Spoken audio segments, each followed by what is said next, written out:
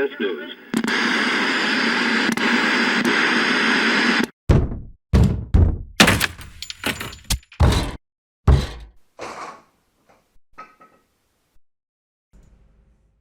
It's Saturday, baby. Welcome to Ask a DM, our first episode where we sit down, have drinks, a good time, and answer some questions that we've been asked, come across, ask ourselves from the community or wherever. All kinds of stuff that we find. Covering tabletop RPGs. In this segment and in these videos, we're going to take you behind the screens, hopefully give everybody else a little bit more experience on what it means to be a dungeon master, a game master. And we're going to talk about all kinds of stuff concerning tabletop RPGs. Tonight's focus is... Should a DM fudge their dice rolls? Now, I ask you this, Dylan, because I've seen this popping up in a lot of newer D&D Facebook groups, forums, threads, Reddits. And while I think it's more from a player's perspective, this question's popping up, but it is a question to ask: should a DM fudge their dice rolls? I think that my answer, I'm going to say, is that depends on the experience level of your players. If you're playing with a set of newer individuals, or also if you're new to the system, then I would say, yeah, it's allowable. I wouldn't necessarily encourage it, but what I would say is, if you're starting to just learn the game, and it's your third session, and you've got a rampaging orc barbarian who broke through the melee line and has charged the wizard. Yeah. And behind your screen you roll a crit using their great axe, and you're thinking you're getting ready to drop the wizard. Yeah. And maybe fudge it. Bruce. Sorry about that. Okay. All right. So maybe fudge it. What I would say is that also depends on the system you're using. So like in the 5th edition, it's pretty difficult to die, to have a character death. He's stuck, I think. Bruce, you're so dumb. No, it still is. All right. In 5th edition, it's pretty difficult to have a character death. I've seen fair amounts, actually. It's negative hit points. Negative. I think it's negative hit points. Yeah. So I mean, that's like in 3. No, wait, no, it's not. It's 3 failed death saves, so and every time you take damage when you're in the negatives, that's a failed death save. And you get crit on, that's 2. Or 2. So, but there's no actual like negative hit point pool. I think there is a rule in the DMG for massive damage, but that's usually like environment. Like if they drop from the sky, they're probably gonna die. Yeah. But I do know what you're saying, because when I ran the 5e campaign for everyone for the first time getting the system, you remember Phil, he was playing your paladin's brother who was a cleric. Yeah. And I was doing that combat just so you guys could try out the classes to see, hey, do I really want to play this or not? And the first attack on that cleric was a 5 and a 6 on the damage roll, and he had 11 hit points. Yeah. I was like, 3. You take 3 damage. Because mainly I wanted him to try the class. I didn't want to say, oh, you dropped, and I'm like, I don't play it anymore. Yeah. And that's the entire point I'm trying to make, is like, if it's early in the campaign, and especially if the character's new or like new to the system, and you have something like that come up where the result of whatever's happening, whether it be like a trap, an attack roll, a saving throw, like, I wouldn't mind having a DM, fudge the dice. If you're playing with an experienced group and they more or less know the system and they more or less kind of like know what they're doing, then no, because brutal as the dice fall. You said at that point, keep it more gritty, more like, no, this is what the fates are. We're gonna play it. You guys know what you're doing. Yeah. I'm sure you'll notice that for Saturday Night Sales, I don't use a DM Yeah, screen. you haven't used a screen at all. All my rolls are public. They are. And that's more or less because at the end of the day, I'm a firm believer that the Dungeon Master only rolls dice to hear the sound they make, because we're storytellers. Yeah, right. So if I say the something narrator happens, of the whole book, basically. Exactly. All right. So like if I say something happens, then it happens. Right. That's rule 0. Yes. Incorporating the dice is an interesting mechanic, for that success versus failure ratio. But at the end of the day, like, it's still crafting the story Exactly. You want to sometimes highs and lows, and sometimes you don't need that low right now or that high. Exactly, and that's also why we introduced the cards for Mhm. different effects. So there's the critical success, critical fail Yes. deck, and then there's also the level up cards that we get. Oh, the plot twist cards, Yeah, the yeah. plot twist cards, which Yes. there's no set interpretation or like rules for. They're Mhm. optional, and they're system neutral for the most part. Yeah, I noticed that they could. Granted, some of the effects don't match up with some things like Yeah. in 5e or Pathfinder, vice versa. But Yeah. where Pathfinder works out pretty well. But Uh, But so like in those cases, like, it's been like, okay, yeah, like if anybody wants to burn one of their level up cards, Mhm. we can force a reroll. treat it on kind of like it. the action points from 4e. Almost, Exactly, which exactly. we seem to enjoy having that option. Yeah. And Yeah. it is also really fun, you know, when there's like some critical situation in the Oh. group or like somebody's hit like literal just single digits away from actually death, and Yep. everyone just starts trying to fish through anything they can do to save them. It Right? definitely Like, adds some excitement to the story, and if you were purely against basically fudging the numbers, those technically wouldn't. That'd be fudging the they numbers. wouldn't exist. Exactly, because they in themselves they allow you to fudge the numbers. Yeah, because when I was reading some of the groups that I saw this becoming talked about more and more. One of the things one of the players mentioned was, if the DM can fudge their dice rolls, how can I trust the DM on the storytelling Well, or on playing the game? yeah, like at the end of the day, you have to trust the DM, and Mhm. it's not you versus. Just as much as we train our DMs to have it be, it's not the DM versus the party. The party has to recognize that it's not the party versus the DM. So if you're not trusting your dungeon master, then I don't think you have the right heart in the game, because Yeah, because then you're it's- always going to be questioning everything. Did he make this one character who has all my weaknesses just to mess me over? You know, Yeah. instead of just going, oh wow, this is going to be a challenge. This is something that's going to be tough for me. yeah, this is something I actually Yeah. have to like think about, right? Like Yeah. not every encounter should. There should be some encounters that only last 3 rounds. Mhm. Right? It's very easy, straightforward.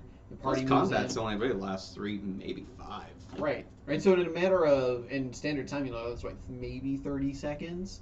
Yeah. Right. That. Like it's really not that long. It's like, but like, even less than that, technically. but 'cause like, it's 6 seconds. what was the longest encounter you think you've ever been in? Uh, Like maybe 15 rounds. I think way back we might have had something that went over 10 rounds. Yeah. But it was a tough fight. We had a lot of moving parts, but even then, it's hard for me to visualize that because Right.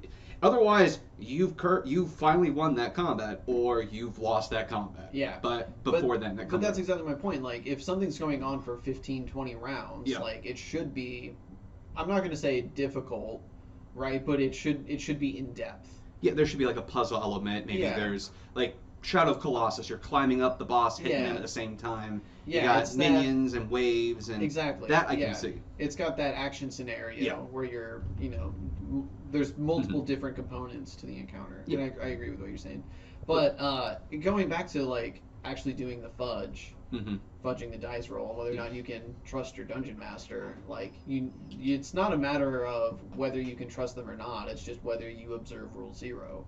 If the Yes. dungeon master says that, like, the orc crits you and it does 100 damage, then, like, or that's what crit happens. you, that's what's happened. Yeah, Yeah. I get. That's why I said I think that's coming from purely a player's perspective who doesn't understand the DM's toolkit. While it's an option, like you're saying, beginner games, beginning players, very loosey goosey. Don't even like when I ran a couple of one shots. Most of the time, I roll the dice just to pretend I'm rolling, Yeah. and more or less I go about with what's keeping the players engaged, whether it's a challenge or not. Because if I get on a roll and I'm rolling 16, 17, 18 to hit 20, and I'm rolling max damage, they're gonna get bored.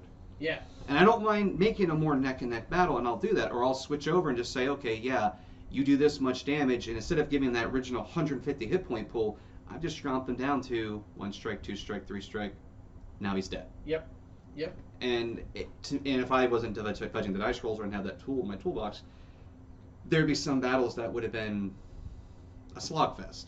Yeah. I mean, heck, the Tarrasque Yep. is over 1,000 hit points no matter what edition you play. Typically, that and with all its defenses, reflecting spells, damage reduction to ridiculous levels, and in earlier editions using wish or miracle to have to actually finish it off. Yeah. And that was after you drop it down to 0. Yep. Which. But I guess Yeah. the one thing that I will add to that, I've been in I've participated in some of those online forums, not so much anymore. Mhm. But if you feel like you can't trust your dungeon master, something else that may be out of calibration Mhm. is what you want out of the game. And I think this is something we touched on last year at MegaCon. Is like there are different types of people in the world, and when they play Dungeons and Dragons or any kind of other like tabletop RPG like Pathfinder, Yeah. Dark Heresy, Black Crusade, Tavern Tales, like GURPS, whatever it may be, any of the GURPS, systems, exactly, yeah. any system. There's going to be people who want different things out of it. Yes. So like, and this was something we were literally just talking about earlier with Tom. Like, Mhm.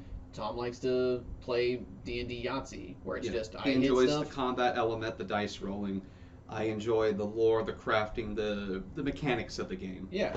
And the then there's some bookkeeping. people who love the exploration, get social anxiety when it comes to the political encounters, and those who love the political intrigue. Yeah. Like, oh yeah, I want to go to the dinner party with the king, the dukes, and all the princes and the royalty because I want to investigate and talk the talk. And they want to RP that, and they want Yes. to put themselves into that scenario, and that's totally fine. Like Mhm.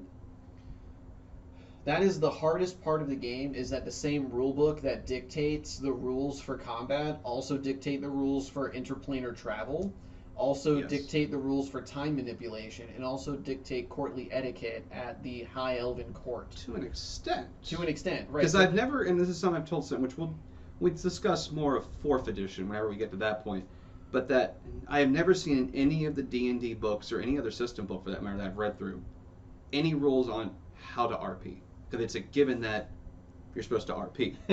Yeah.